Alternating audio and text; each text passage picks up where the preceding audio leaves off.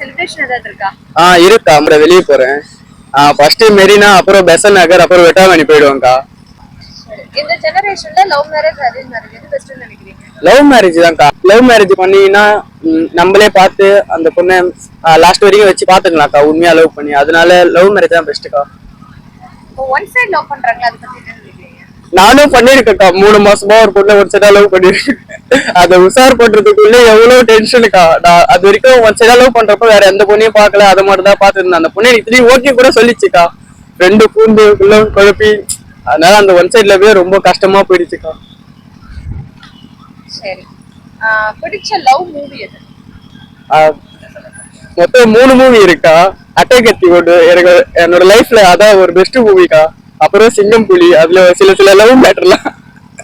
அப்புறம் ராஜா ராணிக்கா. ராஜா ராணி தான் இருக்கிறதுல என்னோட my favourite, one of the best மூவிக்கா.